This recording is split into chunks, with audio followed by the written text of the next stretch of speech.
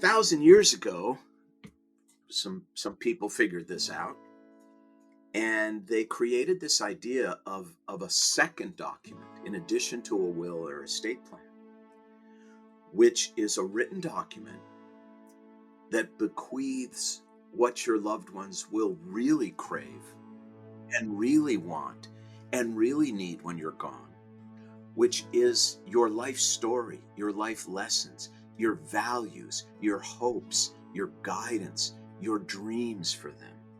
That's what we want to hold on to, not the paperweights. Hello, and welcome to Grief, Gratitude, and the Gray in Between podcast. This podcast is about exploring the grief that occurs at different times in our lives in which we have had major changes and transitions that literally shake us to the core and make us experience grief. I created this podcast for people to feel a little less hopeless and alone in their own grief process as they hear the stories of others who have had similar journeys. I'm Kendra Rinaldi, your host. Now, let's dive right into today's episode. I'm so excited to have you on, Rabbi Steve Leder, back on the podcast. And this time, as I was saying, I was going to pronounce the last name correctly. First time I had you on was over a year ago when you launched the other book, The Beauty of What Remains. And now we're here about to talk about your other book. So excited. Yay. Happy to have you. Welcome. Thank you. I'm really happy to be talking with you again, and I appreciate the opportunity a lot. Well, I was so grateful that I was contacted again to be able to help then promote this next book and have this conversation with you. So the next book is titled For You When I'm Gone. For Yes. You When I'm Gone. So let's tell the listeners a little bit about you first, and then we'll talk about the development of this new book. Everybody got busy these last 2 years with the pandemic, writing two books during the pandemic. Rabbi, that's a lot. Yeah, I know. When I look back on it, I think, who did that?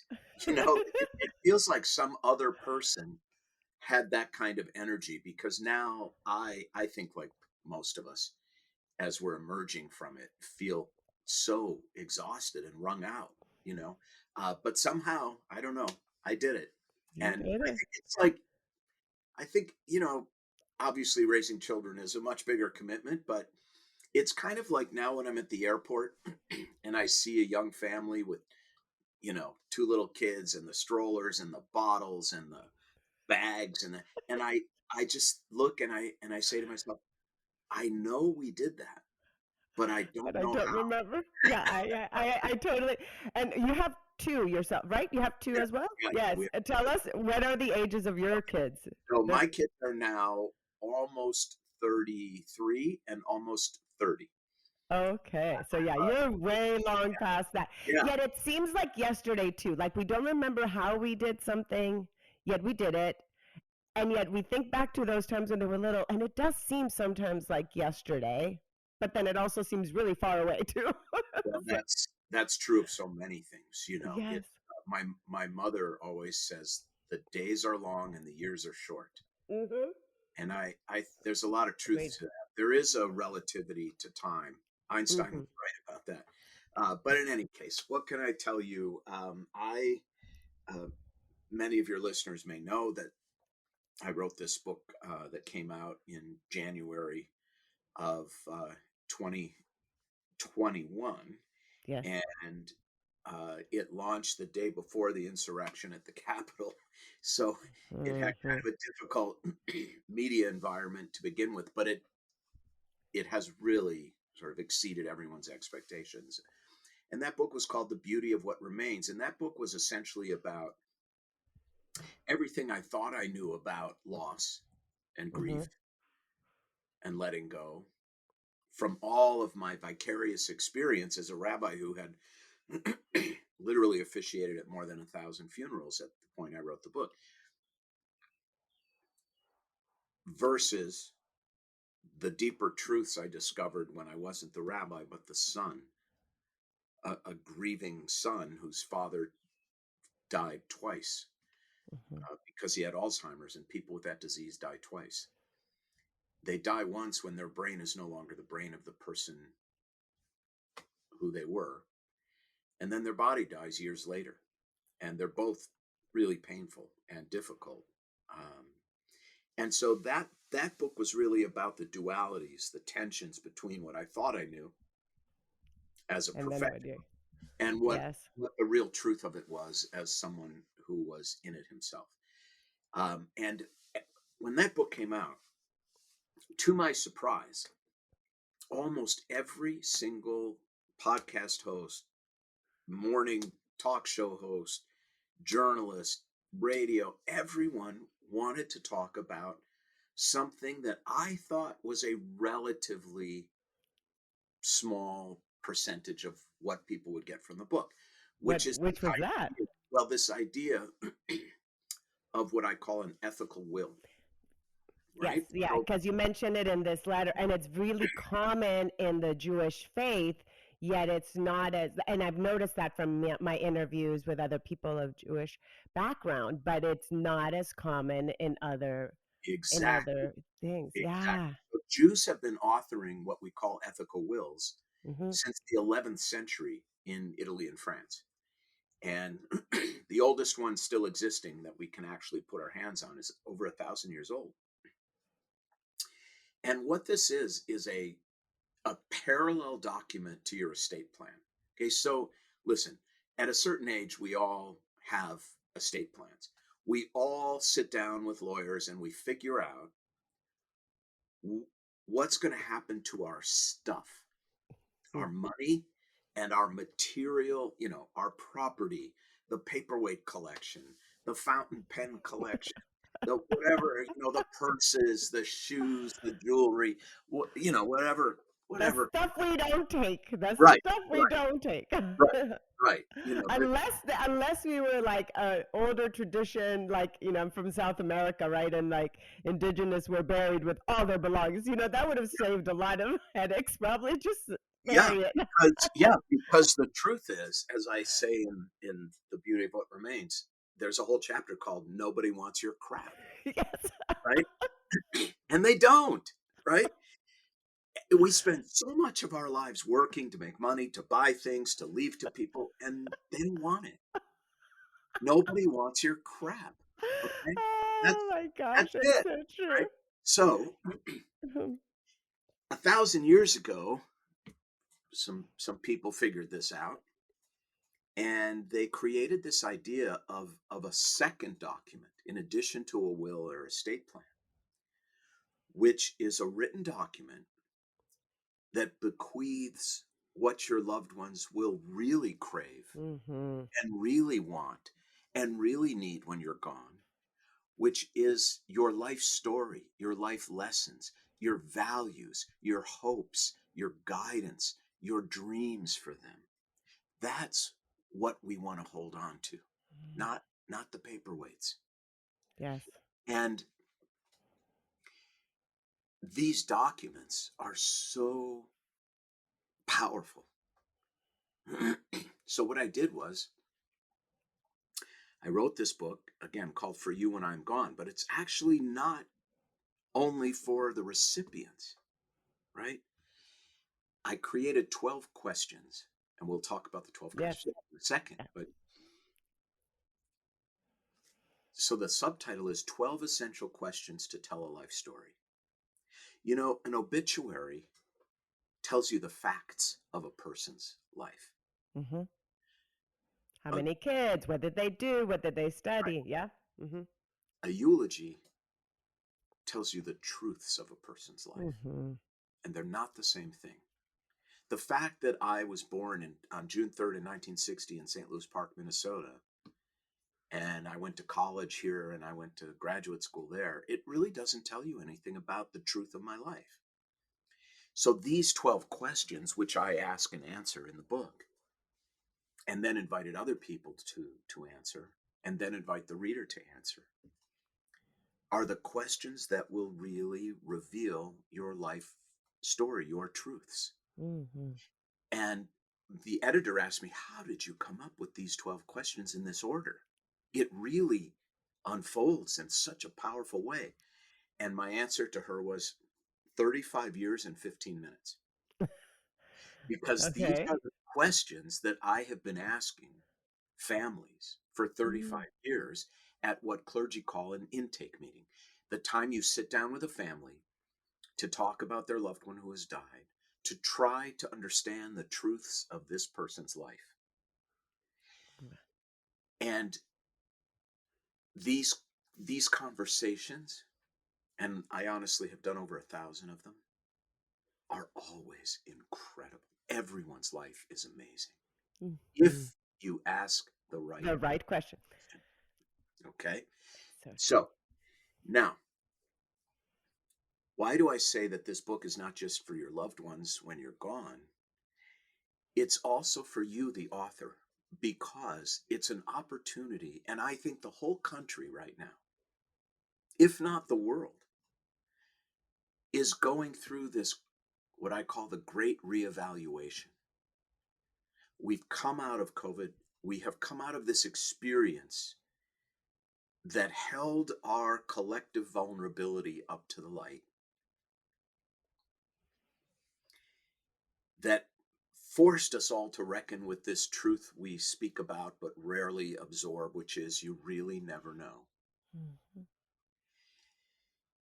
And ask ourselves, am I living my truth? So when you answer these questions in this book, you're not only bequeathing the truth of your life to your loved ones when you're gone, you're also taking the opportunity to ask yourself, well, I say that these are the things that are important. I say that this is what matters. Am I actually living that way? Or is my life just kabuki? Mm-hmm. And we're Kabuki. all, Oh, that's a good yeah, kabuki theater, right? yes, The whole it's a mask, mask. yeah. It's all a It's a mask. mask. Mm-hmm. And look, all of us are acting all the time to some degree. Shakespeare was right. All the world is a stage. That's true. But when the distance between your professed values and your lived values is wide, is really out of alignment, that's a very painful way to live because you're a phony. Mm-hmm. And this is an opportunity, if you go through this book, to really hold your life up to the light and say, is this really who I am? Is this really who I want to be? Is this really the legacy I want to leave?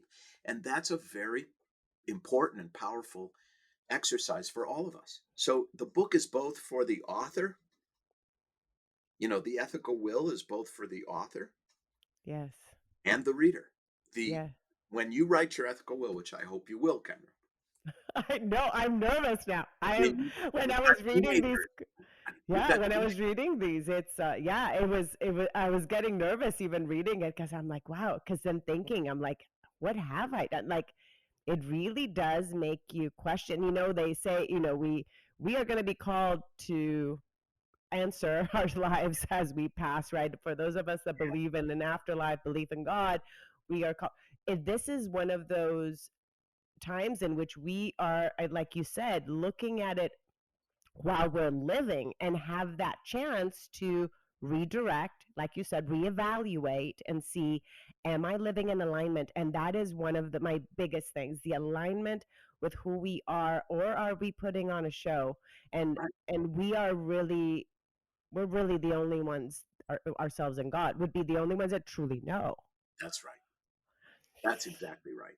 And, you know, someone asked me one of those sort of typical interviewer questions, like, if you had to summarize this book in 2 words, what would it be? And it came to me like that. And the answer is, don't wait. Mm, Don't wait. Don't wait to live your truth. Don't wait to articulate that for the people you love. Don't wait. mm, I didn't know that my last conversation with my father was my last conversation with my father. One visit, he could speak, and the next visit, he couldn't and never did again. Mm-hmm. So you really never know. And this issue of holding your own values up to the light and alignment, there too, I would say, hopefully COVID has taught us all not to wait. And Mm-hmm. you know from our conversation about the previous book, death is ultimately the greatest teacher about life. Death isn't really about death. It's so true. Dead or dead, Yes. Yes. Yes. right? Right. Death is really about our life. Life. Mm-hmm. And this is a book about your life, your truth, and your legacy. And don't wait to share It's it. it's so much more important than, like you said, the writing of the stuff. Like who's gonna this is important, like you said, because as we're writing this, we get to reroute our lives. We get to reevaluate, okay, how do I want to continue living? This is what I've lived up to now. How do I want to continue living my life so that on my deathbed, I'm not thinking, I wish I could have, would have, should have, would have, blah, blah, blah, blah, all the Yeah. would have, could have, Yeah. right? One of the Um, questions is yeah, in the book for each that I respond to and that others do is, the- what is your greatest regret? that's the first question. Yeah. Yes. What What do is you the, regret? Now, what why did do you I? notice? Yeah. What did Oh, you I'll notice tell was you that what. thread? What's really interesting is, let's just say, first of all, that so I write an essay about each of these questions, and then I invited about 40 other people to contribute. And people of, I mean, across the entire spectrum, um, people of all genders, all preferences, all ethnicities, all, not all, but most religions, um, age, ages. I had teenagers and people in their 90s, uh, famous people, completely unknown, people who are famous for something great, people who are famous for something terrible, everyone. So some of there's a lot of variety in the responses. However, there are also some very important common denominators. And for the regret question, the most interesting and surprising common denominator that I discovered was that most people's most terrible regret is not something they did, because we tend to find a way over time to forgive ourselves and be forgiven and forgive others for mistakes that we regret. What most people's most difficult regrets are the things they didn't do. Not they're the omissions, not the Mm, commissions. mm-hmm, There are sins of commission of the things we do, and then there are sins of omission, the mm, things we could have done and should have done, but but chose didn't. not to, and Mm-hmm. chose not to. Not that we couldn't, we didn't. And do you think that that one of the reasons we don't is because we have this kind of idea as if we will have time? You're saying here, don't wait, but do you think it's 100, that? 100%. And Hmm. I'll share with you, at least for me, a very beautiful way that realization has changed my life. And I don't know if this is true for you or not, but during the pandemic and continuing even now, I found myself and find myself saying I love you so much more frequently and to so many more people. And I always felt it, but I didn't always say it. Now and then, I'm saying, and the end of every Zoom, every cup of Hmm. coffee, every meeting, I'd say, I love you. I really love you. I love you too. I love you. I love you. And it's not that I was a withholding person before, but I think deep down I had this sense that, well, I don't have to say it. They know it. And I'm going to see them next week. And I don't want to be vulnerable, and they're going to be here forever, and I'm going to be here forever. There's something about the omnipresence of loss Mhm. that really does make you count your blessings, including the people in your life. And I'm saying I love you. I'm signing my letters. I run a very large congregation. It's 10,000 Yes, people. Wilshire. Wilshire Boulevard Temple in Los Angeles, and it's 10,000 people literally. And I say I love you to thousands of them, and I mean it. I mean, I've known this community for 35 years, but I sign my letters now. Love, Steve. Mhm. I didn't used to do that, and I Mm. really mean it. So it is, again, this idea that finitude, Kafka said the meaning of life is that it ends. It's so simple and so true, right? So, yeah, most people end up regretting the things they didn't do, when why don't we?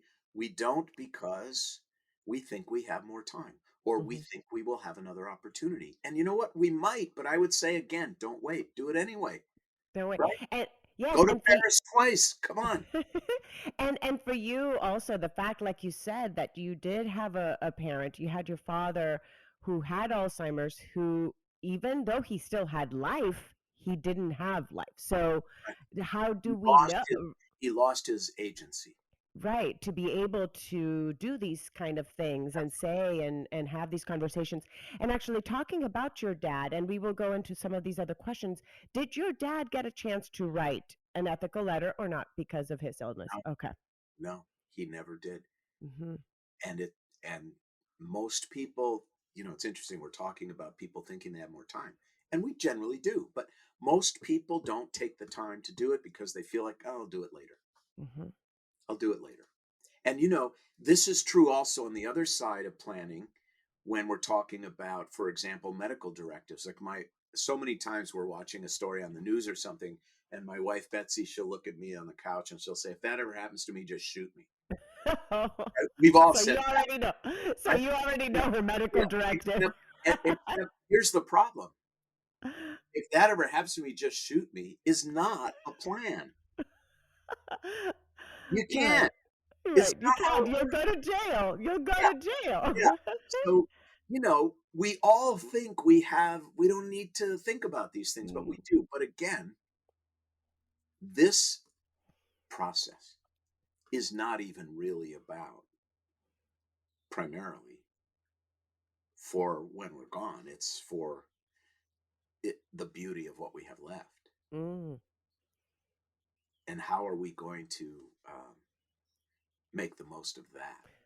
Yeah, look at that, tying in both books here into this. Yeah, the beauty of They what are remains, and that is it's so important. It is so true. It is there's so much beauty in the now, and that we do not. And there's the beauty of the not knowing too, even though it can be uncertain. It's like, what if we did know? What if we did know that tomorrow was the last day? How would we live our life differently today? Would we? Would we actually live our yeah, life differently or yeah. not? Most Uh, people most people wouldn't believe it was tomorrow, and they wouldn't change. True. It's true. We kind of walk around in denial because even though like death is the most certain thing there is, even though we don't know the when, we still walk around in denial as if it's not going to happen And sometimes. by the way, to some degree, I mean, you're significantly younger than I am, and so this Not might. much. I bet I'm not much. Well, I'm I'm 46. 61. I'm Yeah, 61. 46. Yeah, we're no, Well, we're just it's significant. Um, I think that there is an appropriate time in life to live mostly in the denial of death. mm, Otherwise, you wouldn't be able to have the ambition required to live your life and achieve your dreams and raise your kids and do all of that because that yeah, requires tremendous ambition. and risks and Yeah. sometimes too that yeah. Mhm. And by the way, energy, Yes, true. right? Mhm. Physical energy. There's a reason young people have babies and old people don't. Okay. Um, so there is a time in life to kind of push the reality of death down into the basement. But there's also a time to recognize when that reality starts pounding on the basement ceiling with a broomstick and saying in your psyche and your soul and your body, pay attention to me, reckon with me, face me, Mm. let me out so that you can hear me and learn from me. Mm. So and I think this is true of many things that we push down into the basement. I did it with anxiety for most of my life. I had an Mm. underlying anxiety disorder, and I just kept it locked in the basement with a brutal work ethic. I just worked all the time. Wow. And how did you handle anxiety being a public speaker in a congregation? Wow. I kept it locked in the basement uh, Wow. by just being busy all the time. Mm.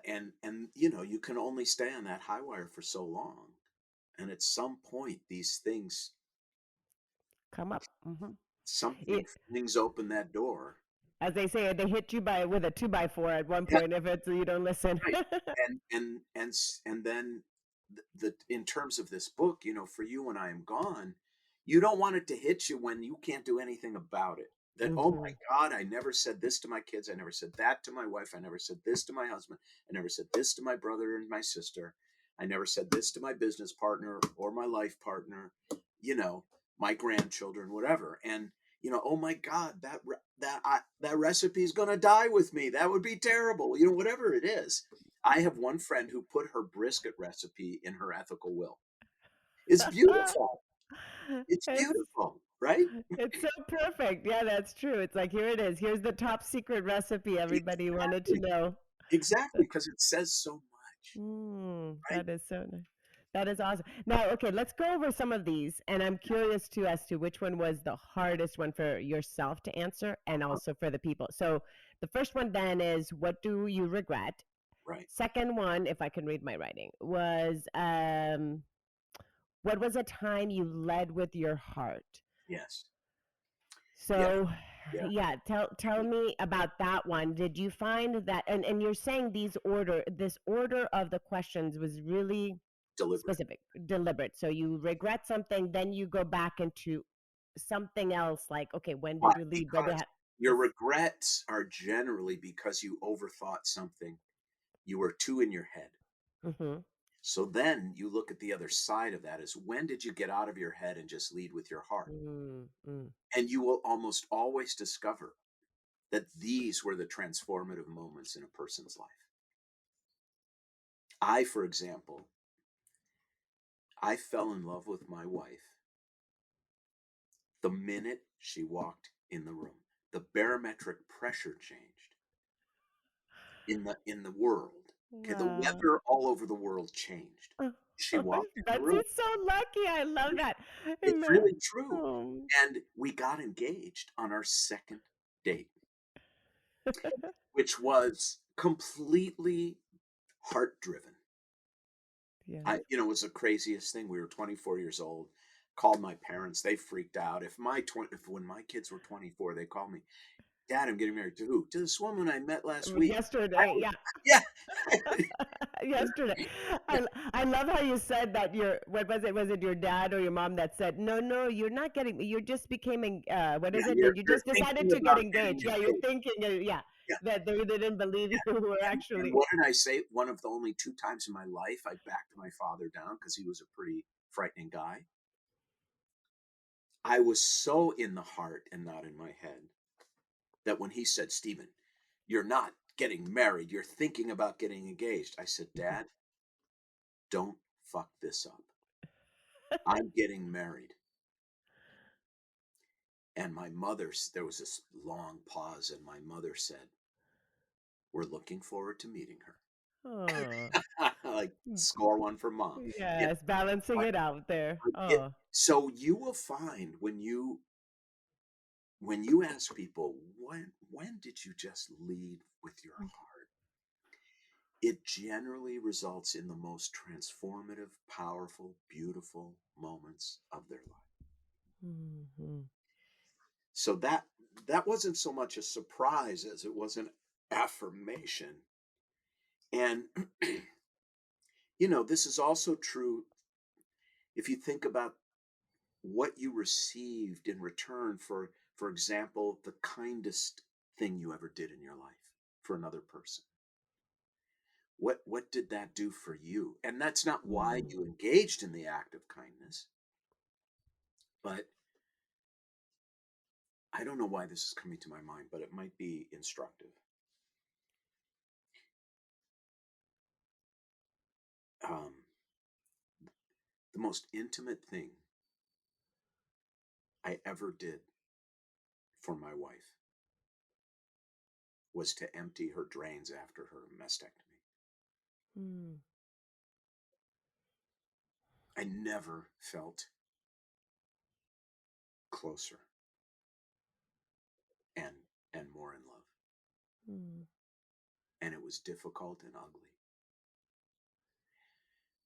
And it was all heart. Mm. I didn't know that aspect of Betsy. I didn't know that she had gone through that. So wait, She how long ago did she go through that? about the surgery was about 3 years ago. Okay. And that's the second cancer she survived. She's had a lot of health issues, and she doesn't like me to talk about it, but she'll probably never hear this podcast. So Okay. So uh, you're okay. We'll keep it in the yeah, down low. yeah. And Don't anybody listening don't to tell this, your don't hundred go. thousand listeners. Yeah. Oh, 100,000. Wish I. But for sure, if you listen to this and you know Betsy, don't Yeah, tell her. no, Don't tell her. no, she knows this because I've written about Mm. this before. So I wouldn't say it if she really told me not to. But when we lead with the heart, it's not always about this magical, fairy dust moment. Sometimes we lead with our heart in the most difficult of circumstances. Wounded soldiers will tell you, I was wounded pulling my buddy out of the burning tank and things. It's not always fairy dust, but Mhm. it is always transformative, Yes.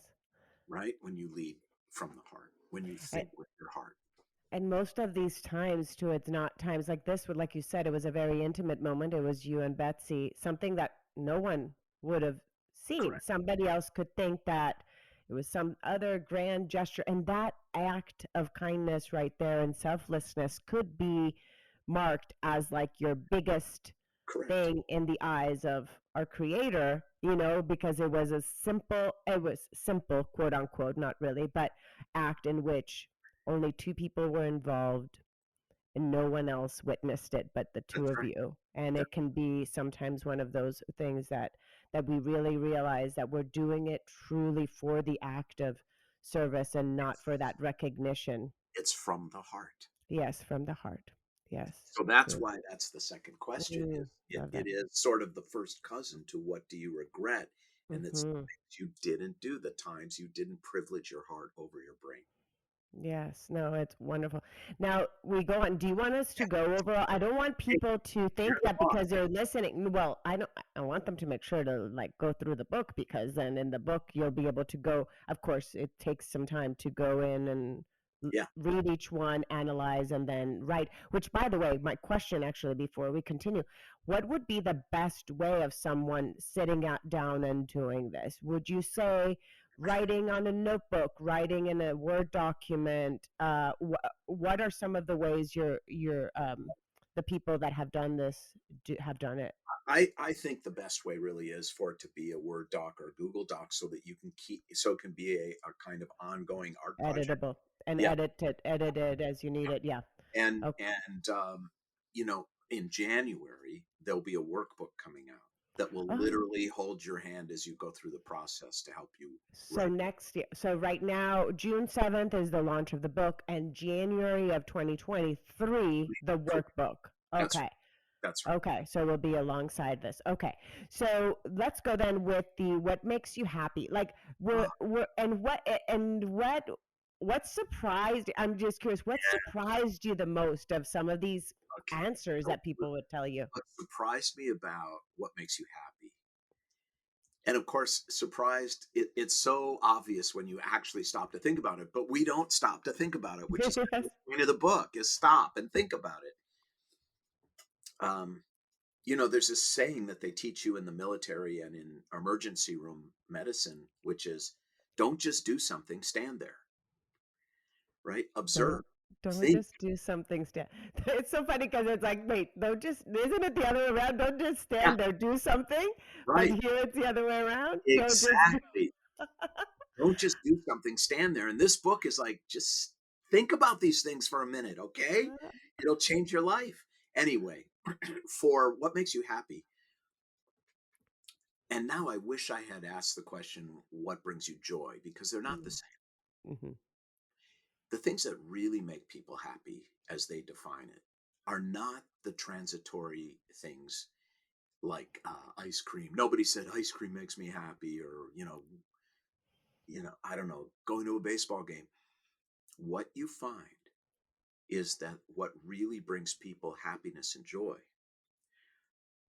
are things that involve two distinct ingredients. One, sacrifice.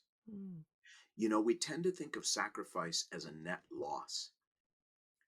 She made so many difficult sacrifices. Mm. He paid the ultimate sacrifice, right?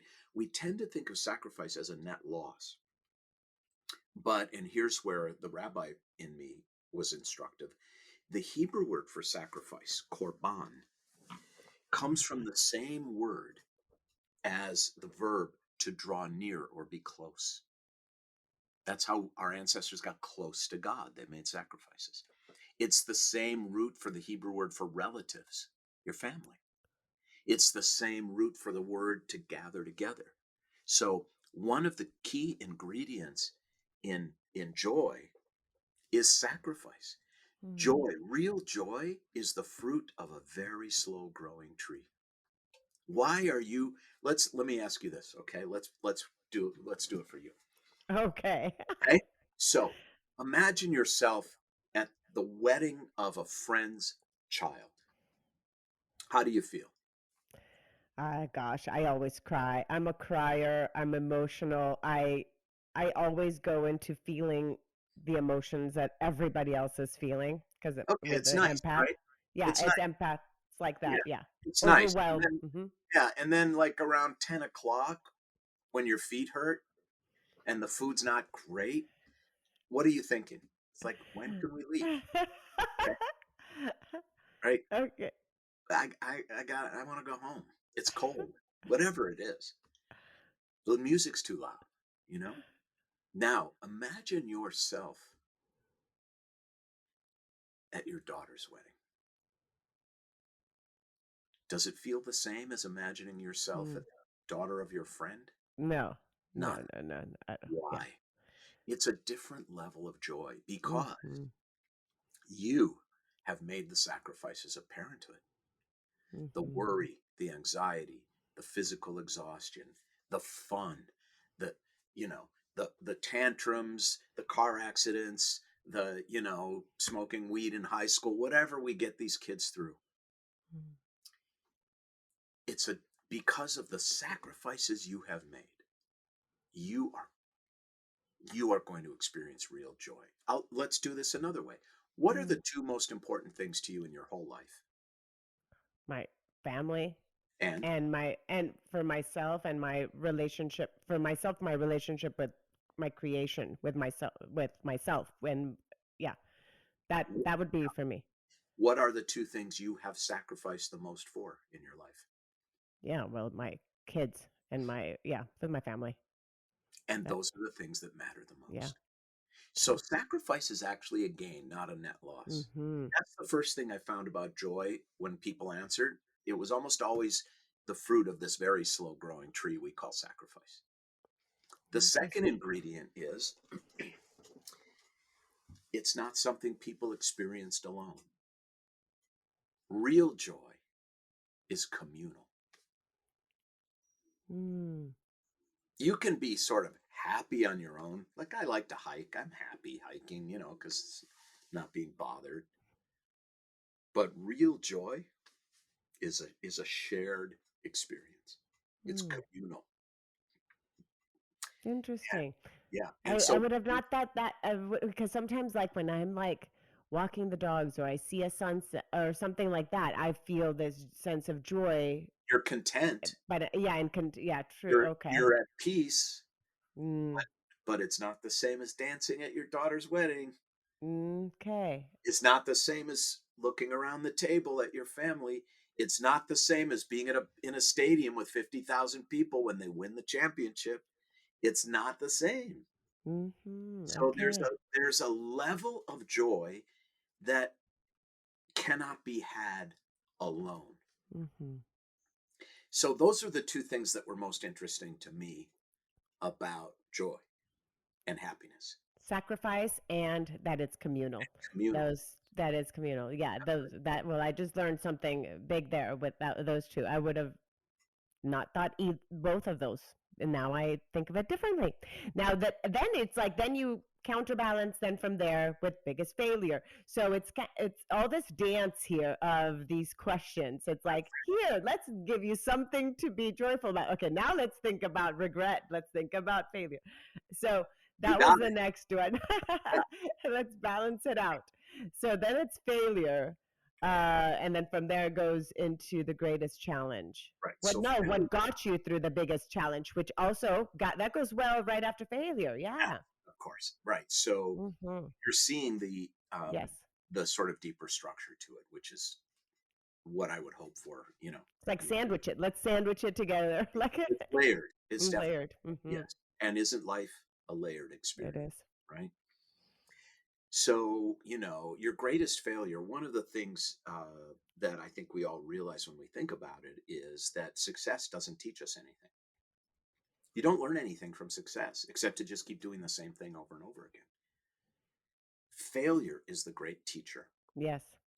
So in a way, actually someone who participated in this book who was at the time the mayor of a major American city, he said, "I don't think there is such a thing as failure because a failure, as most people define it, is actually your most important lesson and insight. Hmm. It's And feedback. it's not a failure if you make something of it, if you redirect, right?" And I like to say, to people all the time who come to me and they can't get over some failure, I say to them, I personally have given up all hope of a better past. Mm.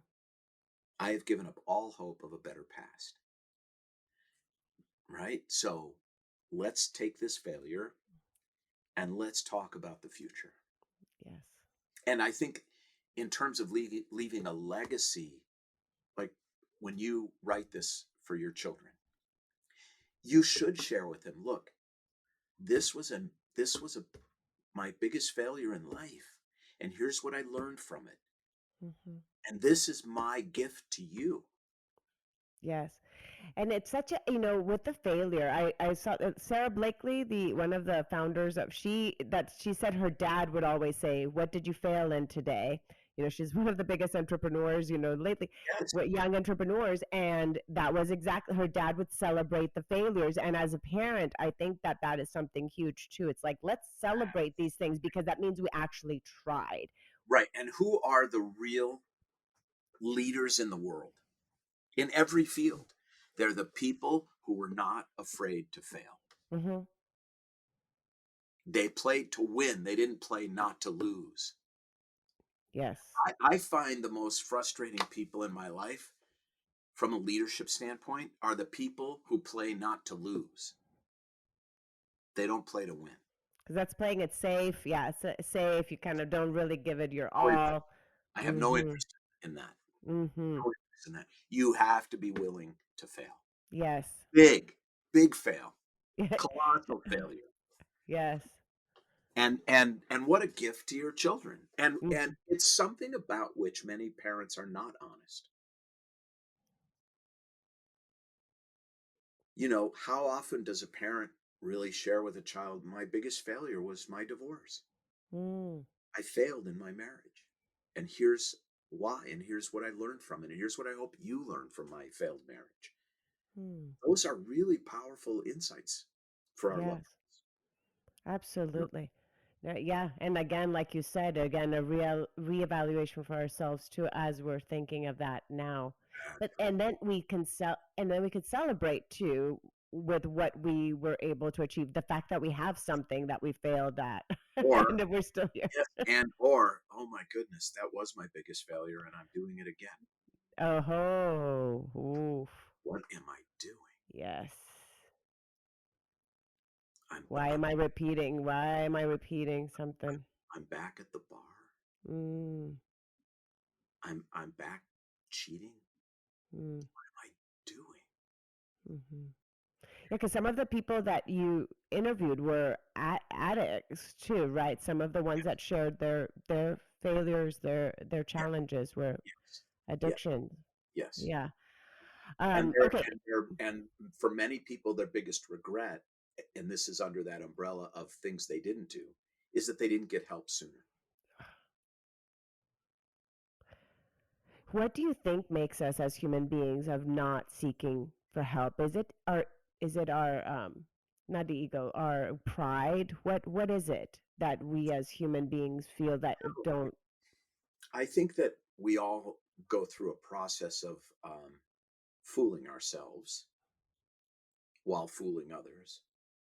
We tend to believe our own act. Hmm. And I also, one of my favorite sayings is by the Canadian philosopher Marshall McLuhan, who said, I don't know who discovered water, but it wasn't the fish. they're in it. Exactly. Ironically, a fish is born in water, lives in water, and dies in water, and therefore the fish doesn't even know it's in water. Well, that's us, right? That's us, all of us in some way. When does a fish discover water? When it When? doesn't have it.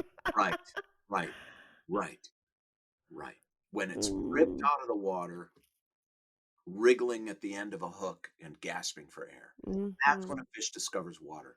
mm, So it's that gray spot on the MRI mm, mm, that rips us out of the water. It's disruptive. Pain is disruptive. Death is disruptive. Loss is disruptive. Failure is disruptive. Embarrassment is disruptive. And it's then when we can realize how misaligned our behavior is with our real truth. mm. And it takes something disruptive. So I think that the short answer to your question is we're good at fooling ourselves. We're good at fooling others. And we need to be jerked out of the water sometimes for us to really look at ourselves. Yes. No, it's yeah, those aha kind of moments, as I say, and big learning experiences is when we've gone through something so hard. Back again to like a lot of these things are just teachers, right? They're just teachers in life. Pain is a teacher. It's Death is a teacher. the Hmm. only teachers. Yes, The only the teacher. teachers. Yeah, we don't learn when everything's just nice and dandy. By the We way, don't that's grow. We why, don't grow. again, for your listeners who are religiously inclined, every family in the Bible is dysfunctional. Cain kills Abel. Eve deceives Adam. Abraham Has to sacrifice attempts it. to sacrifice one Sacrifice the kid, son. Hmm. throws the other kid out into the desert, with the maid. And Jacob and deceives his father and rips his brother off. Joseph's brothers throw him into a pit and Mm. leave him for dead. You know, why? Why? Clearly, we could have been given perfect families and perfect characters. But you know why we didn't? We didn't receive that because there's nothing to learn from perfect. Hmm. Nothing. So it's the dysfunction. That's why half of these questions are about the dysfunction, because that's where the life lessons are for ourselves and for our loved ones when we're gone. That's where they Yes. are. Wow. Yeah. In that struggle. Okay. So then from there we move on to the greatest challenge, and then after that, this one that caught me. I've got the what is a good person. Oh yes. That one is like, ah, yeah, like what is? Because it's not We like who all, is somebody that you know that's good, or but yeah. it's the definition of what is a good person. So, How do we how do we really live that value? Because if you ask people, what's your goal in life? That almost everyone says, I just want to be a good person. mm, I want to be a good person. I well, don't want what is? And then it's like, okay, so what is that good? What is right, a good person? right. Let's How? define it. And by the way, there is no single definition. Hmm. It's kind of like, I mean, this is sort of a weird negative example, but it will make sense. When Justice Potter Stewart was asked by the Supreme Court to define obscenity in a pornography case, he said, I can't define it, but I know when I see it. Mm, And I think this is also true of what it means to be a good person. We can't define it, but we know when we see it. We know when we evidence it. We know when we experience it. We know when we feel it. mm-hmm, And it's not the same for all of us. So it's also helpful to kind of think about what is not a good person. A good person is not a gossip. A good person is not unsacrificing. A good person is not unkind. A good person has nothing to do with net worth. mm, A judge can be a jerk and a janitor can be a saint.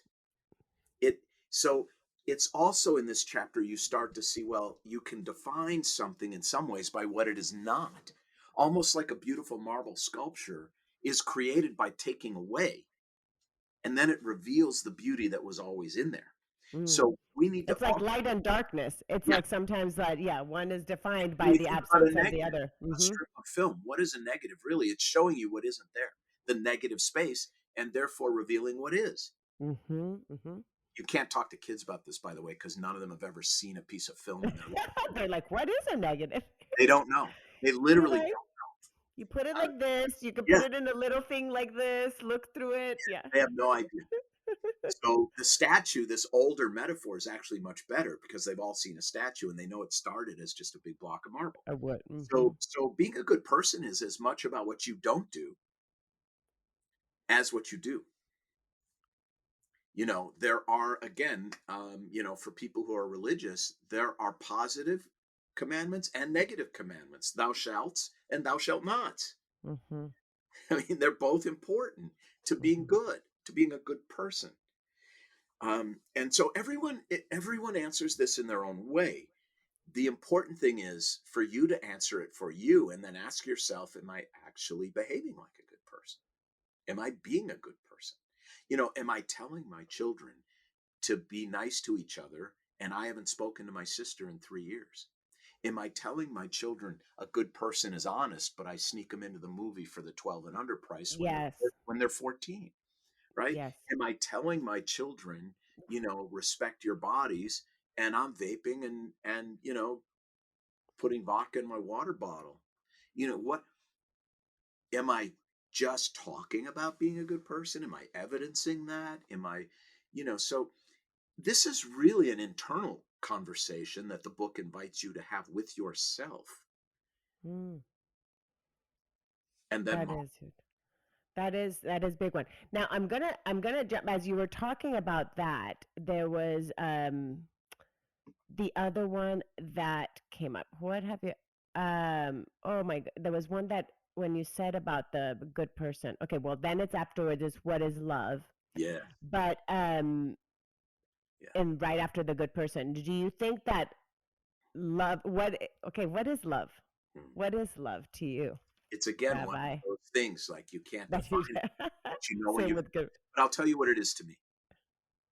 To me, love, real love, is privileging another person's joy and well-being above your own. It's again related to sacrifice. What you did for Betsy was love. Yes, Yeah. yes. And a way to think about it is, let's talk about in the context of a marriage, for example. If you give 60-40, if both parties give 60% and expect 40% back, if both do that, If both going in expect to give more than they Mm, receive, both parties, that's love. mm, That's love. mm. And there's a lot. It is related. These are layers. You're very astute about the kind of dynamic Of and it. flow of the book. It is layered. You start talking about thinking with your heart, not your head. You start talking about what, you know, what does it mean to be good? What makes us happy? Well, other people, and and commitment and sacrifice, and what is love, and it all starts to fit together into how to live a A beautiful, better life. life, Mhm. right? Mhm. And so you've read, I mean, you know the answers. For most people, love involves a degree of selflessness. Yes. Because what happens when we're selfless, right? The first law of biology is self-preservation. The first law of the spirit is generosity. And when you privilege generosity over Self-preservation. preservation, Mhm. that what does that really mean? What that really means is that you are getting outside of yourself and realizing that that other human being and I, we are one. Mhm. We are one. And to me, that's love. Mm. Mm. I love it. And that right there, that back again to how you sign with, with love, Steve, Yeah, love. And it's true. It is realizing I can love truly once we understand that we are one, saying to another being, I love you, really is genuine. It's not just hearsay. It's because we really comprehend the reality of of our our one, lives and and our of our oneness and our one, and that is really what makes it be so that's a true. deeply spiritual idea. And it is the antithesis of evil. The root of all evil is the objectification of the other. You are other. You are not Mhm, mm-mm, like me. mm-mm, mm-mm. Well, that's the cause right now of all the problems right now is thinking It's, of ourselves as otherness. in my opinion, the othering of people, the objectification of other human beings, is the root of Hmm. all human evil. Hmm. And so love is the antidote. Yes, absolutely. I get chills and emotional, especially at all of the things that happen, and that I would just wish we all just had more of that realization. So Yeah. that would be the And true what can we do? paradise on earth. Right. And what can we do? I'm asked this often, like, okay, that's great, but what can I do about the war in Ukraine and the objectification? And I always revert to this Buddhist saying that I love, which is tend the part of the garden you can reach. Raise decent, loving, humane human Exactly. beings in your Do family. what's in your control. Do That's what's in your control. Sometimes we get paralyzed by this idea of like when we see this, and I tell this to my dad when like watching the news, I'm like, okay, yes, you can watch the news, but when you become submerged in it, and then that stops us from doing in action within our circles, within our family life, within our units, that's that's where we have to focus our energy. What is in my control? What we can have I to use change? we have to use our unique gifts, and we all have them. Like Yes. I can look, it's very difficult to write a book. There's nothing fun about writing a book. There's not one fun thing about writing a book. It's fun to sell it, it's fun to promote it, but there is not a single fun thing about writing a book. But I can do it. And that's a part of the garden I can tend, Hmm. and therefore I do. Yes. It's your responsibility. That's the part of the not having regrets. I think regrets is when we've known we've had these gifts and That's we have not used them. that's right. That for me is my biggest regret. It's like if I were to have Yeah, known that these were my potentials and I did not live to that potential, that's the omission, right? It's the yeah. sin of omission. Yeah. That for me is like the big So one. that's love is really living the oneness as opposed to the biological imperative of self-preservation. Mm-hmm. Yes. No, Bill, because but then as you were saying there, in the self-preservation of the biological part, if we do acknowledge the oneness, then that duality is there. Because again, you want to make sure that the other person survives and perseveres. Yes, but there is a tension in all of us. True. Yes. Why why do I sometimes give the homeless woman who wants to wash my windshield at the gas station $20 Mm. and other times I look away? Because I'm at war within myself. You know, good and evil is not an us and them.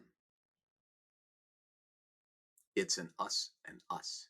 It's Mm. me and me, I and I. Good and evil is a line that runs down the middle of each of us. And every day, in thousands of tiny ways, we have to decide which side of that line we're on. And Mm. we cannot, and no human being can always be on the side of the good. Yes. It's Yes. just a fact, okay? There's a tension within us.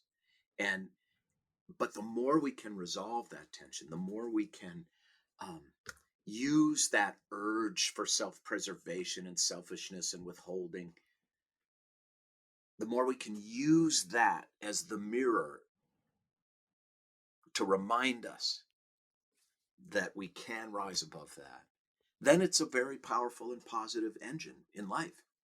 Yes. No, it is. It is. It's the fuel. Yeah, it's the fuel. It's the fuel that keeps the engine going when we have that. Okay, so as we're going, because I'm going to skip through some of these Yeah, go ahead. because I want people. But this part, I had to had to look up at the definition and the pronunciation of epitaph, Epitaph. epitaph, Epitaph. epitaph.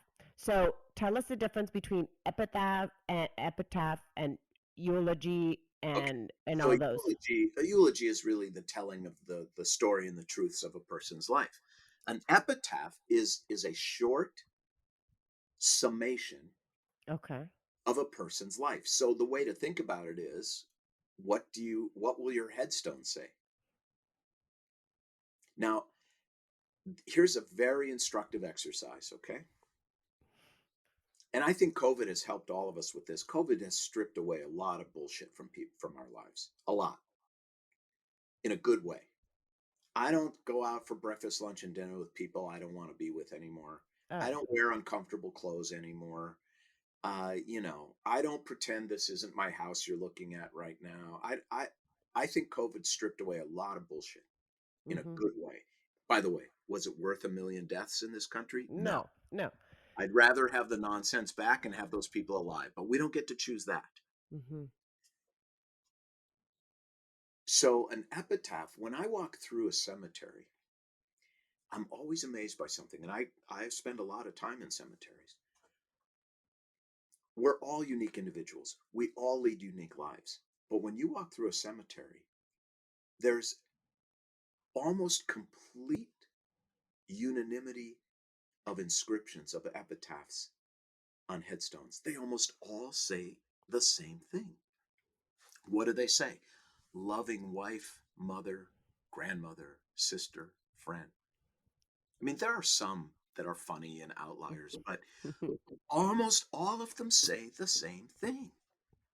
They almost all, because when you have 15 characters per line and 4 lines total, you have to strip out all the bullshit, right? What is Mm-hmm. not there? What is not there? Your net worth's not there. Mm-hmm. Your zip code's not there. Your kid's GPA isn't there. Where your grandchildren went to Went to college call. isn't there, right? Your weight isn't there, right? It's despite the fact you spent your whole life trying to be under whatever. Um, you know, None of it is there. Your paperweight collection, as per our earlier conversation in the podcast, it isn't there either. Mm-hmm. It all comes down to a tiny handful. And none of us have more than a tiny handful of human relationships. That's it. Now, when you ask yourself this question, what do I want my headstone to say? What do I want my epitaph to be? You are also simultaneously asking yourself, is it going to be the truth? Am I living that way? If what I want my headstone to say is that I was a loving husband, father, grandfather, and friend, then I get to ask myself, is that how I'm living? If I want my headstone to say, he helped and comforted many, is that how I'm living? Mm-hmm. So, again, these are the kinds of questions that hold our lives up to the light. It's a beautiful gift because it that we're giving ourselves. Can you hear an echo on your end of me? Okay, okay. I'm hearing an echo of So, let myself. me ask you, What will mine say? not what No. will it say necessarily, what do you want it to say, Kendra? What do you want on your headstone? For me, I would want it to be that I made people smile or felt people be seen. I want for me connecting with others is my thing. And So, for you someone would to be like it, seen, I would like people to feel she felt she helped, yeah, I don't, yeah, she saw or she made people saw, be seen. she, Yeah, she saw she or something. saw, she saw us. Yeah, She that saw would be. us. That's what you That's want what to me. say. Yes, that's what I want. I want You people to know saw. they were seen, they were felt, they were heard. We mattered. That's my yes. That's I want people to feel they So mattered. That I yours hope they might feel that. say, your message might be, you matter. Mm. Mm. And the last question of the book is, what would you like your final blessing to be? If you could get up at your own That, funeral and say something, that would be the what same thing for me. and exactly, you would stand up there and you would look at your family, your husband, your children, their spouses, your grandchildren, and your friends and family there, and you would get up there and you would look out at them and you would say, I You want you to matter. know you matter. Mm. You mattered to me and you matter still. Yes. Ah, perfect. You already wrote. We already wrote the last two for me. Now, now But, I have but, to get but, writing the other 10. but let's look at what happened. When I first asked you, Mm. what would you like yours to say? You freaked out. Oh, no, no, no, no, I can't. Right? But when you took no more than 15 seconds to actually think about it, something beautiful emerged. Mm. And and this has been my experience with ethical wills. People freak out about these questions, but then when they really focus for even just a few seconds, they know the answers. And just go here. We just got to Yes. go to our heart, and then it just the answer comes. When we're in our head, then it does get hard. And when we're also trying to say the right thing, it also gets That's messy. because Now, that's part of the kabuki. there you go. That's the part of the theatrics of it. Let me ask you this, and then we'll start wrapping up. The what was, do you think, the hardest as you were interviewing people and asking them these questions? What was the one that you thought people struggled with answering the most, or even for yourself when you were writing it? Which one was one that they struggled with the most?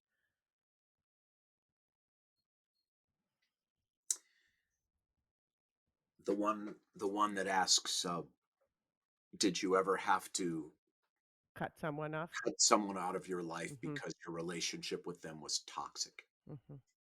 This was very difficult and Mm-hmm. painful for people. And frankly, some people wouldn't even answer it. Mm-hmm.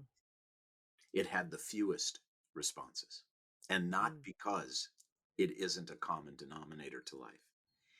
It's because people don't want to talk about it. Mm-hmm. But there is so much to learn in standing up for yourself. We were talking about oneness being privileged over self-preservation, but there are points in life where self-preservation is so essential. And where you are in a relationship with someone, by the way, it's not necessarily an intimate relationship. It could be a business partner. It can be a coach. It can be um, a friend, and the relationship is so toxic, so malignant, that you'll literally lose yourself and your self-respect and dignity if you don't put an end to it. Mm-hmm. And this question came out of a reaction to the previous book, The Beauty of What Remains, where I wrote one little paragraph that I thought would help a handful of readers. And it turned out to help. I mean, I got literally thousands of people reaching out to me about this. So what was this little paragraph? I said in this little paragraph that people often come to me and say things like, Steve, I haven't talked to my mother in 10 years. I text her on her birthday every year, but she's so narcissistic. She's so withholding. She's so cold. Every time my whole life I was ever with her, I felt bad about myself. And 10 years ago, I just decided I can't have anything to do with her because she just makes me feel horrible about myself. But she's been diagnosed with pancreatic cancer, and she's got 3 to 6 months. And I I'm thinking about going back to see her in New Jersey because when she dies, I don't want to feel guilty. To which I say to people, you won't. You'll be relieved. Hmm. And they look at me like, wow, that's true, but I feel so ashamed of that. Doesn't that make me a bad person? I said, no, it makes you a human being. You'll be relieved when she's dead. Hmm. And by the way, if you go try, it's not going to work because dying doesn't give anyone a new personality. Yeah, that part I remember from your book of that. It's a lot of times people try to mend that relationship right before, and it's like, what has Doesn't work. changed? What has changed? Yeah, Yeah, what has changed in that individual to make it be different nothing. now? Right, Nothing. exactly. People Hmm. die the way they live. Yes, I yes. mean, people that will be on their best behavior for an hour at a funeral, but that's it. Hmm. And so this, question of toxicity in a relationship and ending a relationship is a powerful lesson for your loved ones when you're gone about standing up for themselves and not being a doormat. And I think, by the way, particularly important for mothers and daughters. Who's It's going to that. teach you that if not your mother? Hmm. I say this sometimes to women who come to see me about getting divorced, and they're afraid of how it will affect their children, but they know the marriage is toxic. I said, well, how are you ever going to talk to your daughter about integrity in a marriage if If you you're not living stay it. if you Hmm. stay in this? Yeah. She'll Yeah. know you're lying. It's I always say that with that when I'm talking to friends that are in those kind of situations. It's like, well, would you want your daughter to be living in that type of a relationship when they're Right? older? Like, and if Because the that's answer what is your mom. no, Yeah, yeah, then yeah, you have to walk out of there yep. because that's not what you want to teach. No, these are just so profound. And the fact is that, I mean, you wrote a book about it just from you analyzing your own life and writing this and then answering these questions. It is this exercise, these this exercise is the possibility of somebody really even writing their own life story and book. Uh, so thank you, because you not only gave us the script for what we're going to leave to our loved ones, you gave us the the best personal growth and development questions as well, Yeah. and you gave us this possibility of writing a book with these There you 12 go. questions. So You you can write your story, the you can truth write of our your story, the yes, truth. so beautiful. So Yeah. now how are people going to be able to find this book again? June 7th So it the book launches. launches. It launches on June 7th. You can pre-order it on Amazon and get it the day it launches, or you can obviously order it anytime on or after June 7th. It's on Amazon. It'll be in your local bookstore, and the audiobook will be out. I just recorded the audiobook 2 weeks ago. And also, you can follow me on Instagram at Steve_Leder. I'm a big Instagram fan. I love Instagram. I didn't really understand it until I got on it, as an From the author. other book, yeah, Yeah, from and your other book, yeah. I love it. It's like And you're good at sharing stories. And I love when you share, when you've been on the Today Show or you've had the conversation with somebody else, all these I different I really conversations think that you've had. It's amazing. Instagram is just amazing to me. I'm like the last person to a party, but it's great. I'm glad I'm there. You're the Uh, last one to leave then. You might be yeah, the last one to the exactly, exactly. There's this joke that says the French leave and don't say goodbye, and Jews say goodbye and they don't leave. Yeah, we like to stay. There we go. So you're staying at that party. Instagram may be like I'll yesterday's be the news to last some. You'll man be the standing on Instagram. That's right. That's awesome. So then, and then again, The Beauty of What Remains was your first book, and now this one. So it's a great It's a companion. marriage together. Yeah, they follow along. Perfect, because The Beauty of What Remains is a beautiful book, and so much heart. I still recommend that to so many, and I do have friends with parents with Alzheimer's, and I say this is a great book to read for someone that's going through that as well. So So thank you so you're much. welcome. Let me thank you because this was a very real and important conversation, and they don't always turn out that way. You're very skilled and you lead from your heart. So I really mean that. I do a lot of these, and this was special. So thank you. Oh, it's always special to have you, and I can't wait for your third book, the handout, the In workbook. January, the workbook Uh, comes out in January. Stay tuned. Perfect. We'll I'll chat stay again then if tuned. you like. Okay. I will love You to be have you well. again.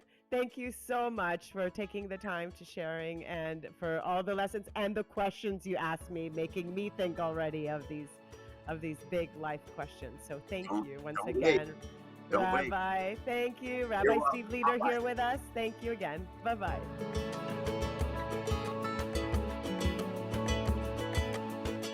Thank you again so much for choosing to listen today.